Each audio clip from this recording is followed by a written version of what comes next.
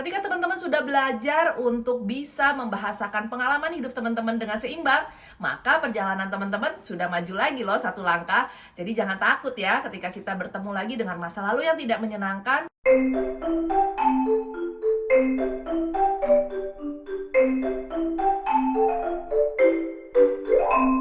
Hai teman-teman Healing Room by Mental Hub, ketemu lagi ya bareng aku Dr. Alvin Gunawan, spesialis kedokteran jiwa.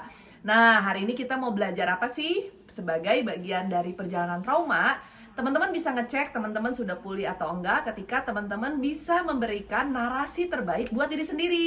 Jadi, pertanyaan paling mudah adalah kalau aku bertanya, bisakah kamu menarasikan apa yang sudah kamu lewatin dan apa yang sudah kamu pelajari dari perjalanan hidupmu selama ini? Kalau kalian bisa menarasikan semua perjalanan hidup kalian dengan pendekatan yang positif, artinya bukan berarti toxic positivity ya, atau ketika kita mengalami sesuatu yang buruk, lalu kita selalu melihat sesuatu yang baiknya saja, dan kita menghindari untuk membahas yang buruk. Tapi ketika kita bicara tentang proses bertumbuh, kita bisa belajar bahwa apa yang dilakukan mungkin tidak benar, apa yang dilakukan mungkin tidak tepat, tapi kita masih bisa melihat sisi positif dari perjalanan hidup itu. Misalnya, mungkin paling mudah begini, pengalaman hidupku sendiri adalah aku terlahir dari keluarga yang mendidik anak-anaknya dengan cara yang sangat disiplin.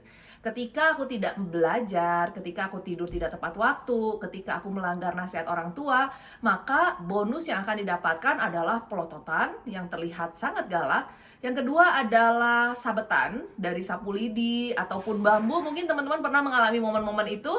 Dan adalah teriakan kalau aku tidak belajar dengan baik, maka masa depanku akan suram.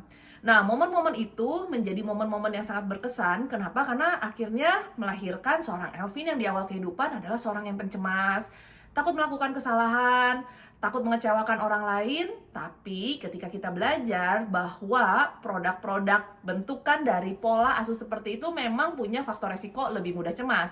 Tetapi hal lain yang kita dapatkan adalah kita menjadi orang yang punya orientasi sukses. Kita memiliki disiplin, kita belajar bahwa dalam proses kehidupan banyak hal yang kita tidak tahu, tapi ketika kita mau menuntut diri kita lebih, memaksa diri kita berjalan lebih, maka yang kita dapatkan adalah hasil yang lebih optimal. Nah, teman-teman harus belajar ya, bagaimana caranya bisa menarasikan pengalaman hidup teman-teman secara seimbang. Jadi, yang negatifnya kita bahas, lalu kita bahas juga positif yang kita dapatkan apa. Yang kedua adalah bagaimana teman-teman bisa menilai diri teman-teman ketika teman-teman berada di depan cermin. Bisakah teman-teman bercerita tentang diri sendiri dengan cara yang positif? Misalnya, ketika aku bilang, apa yang sudah kamu lakukan untuk dirimu sendiri secara positif. Misalnya ketika teman-teman lagi mungkin membersihkan make up, atau mungkin sedang bersisir, atau mungkin setelah mandi di malam hari melewati hari yang berat, lalu teman-teman bisa dengan bangga berdiri di depan cermin dan bilang, wow, aku hari ini sudah melewati hari yang berat, tapi tertatih-tatih pun tetap bernafas dan bisa melewati dengan baik. Ketika teman-teman bisa melihat perjalanan hidup teman-teman yang tidak menyenangkan dan masih bisa memberikan apresiasi terbaik dan memberikan kekaguman yang baik buat diri sendiri, maka jangan salah, itu adalah proses baik dari perjalanan pulih. Lalu yang ketiga adalah tadi kita sudah banyak membahas mengenai bagaimana melakukan journaling sederhana. Ketika teman-teman sudah melakukan journaling, lalu teman-teman lihat, wow, ternyata item-itemnya sudah berkurang ya.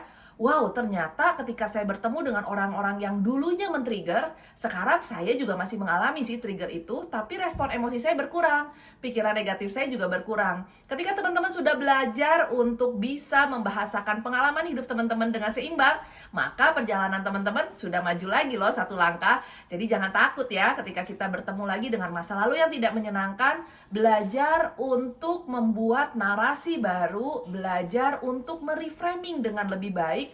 Apa sih yang teman-teman dapatkan? Apa sih yang teman-teman pelajari? Dan apa yang menjadi sumber pertumbuhan dari perjalanan proses pulih teman-teman? Kadang kita perlu rasa sakit hati, kita perlu rasa marah, kita perlu rasa kecewa, dan kita perlu rasa sedih untuk memacu diri kita bergerak. Kalau kita hidupnya terus berada di zona nyaman, zona yang menyenangkan, maka kita tidak akan belajar untuk menjadi lebih baik, karena hidup kita juga sudah berjalan dengan baik kok. gitu ya. Jadi ketika teman-teman bertemu dengan perjalanan negatif, jangan takut, jangan-jangan artinya teman-teman sedang mau naik level, teman-teman mau diajarin bagaimana caranya menghadapi stres yang lebih kompleks, bagaimana menghadapi muka-muka manusia yang lebih beragam lagi, dan bagaimana teman-teman belajar untuk menyelesaikan masalah lebih baik. Nah, perjalanan menarasikan diri atau membicarakan diri sendiri pada beberapa orang tidak nyaman loh teman-teman.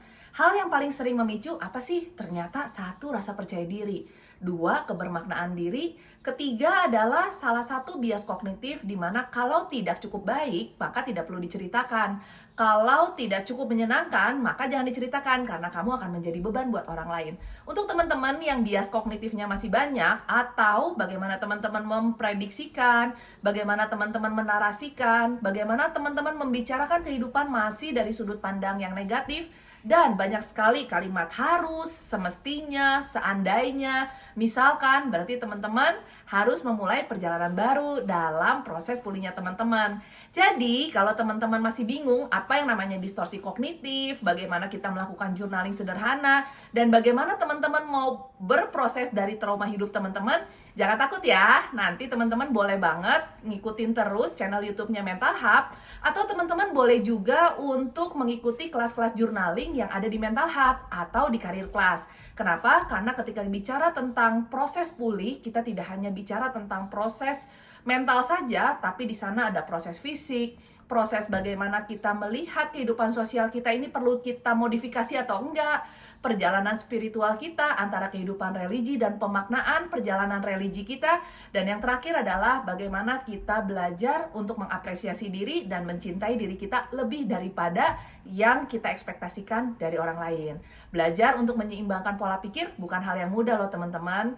Kadang perjalanan itu memerlukan waktu yang panjang, naik turun, jadi kadang kita hari ini oke, ternyata besok menjadi tidak oke, nggak apa-apa. Itu adalah perjalanan normal dari kehidupan. Jadi teman-teman nggak usah takut ya. Kalau teman-teman dalam perjalanan pulih, saranku cuma satu, jangan pernah membandingkan penderitaan teman-teman dengan penderitaan orang lain. Jangan pernah membandingkan perjalanan yang teman-teman lewati dengan perjalanan orang lain. Jangan pernah membandingkan modalitas yang teman-teman miliki dengan modalitas orang lain, karena setiap orang punya perjalanannya masing-masing. Jadi, nikmatin perjalanan teman-teman. Dengan senang hati, Mental Hub bersama Career Class akan mendampingi teman-teman untuk menuju pulih. Dan sampai ketemu lagi di video selanjutnya. Dadah!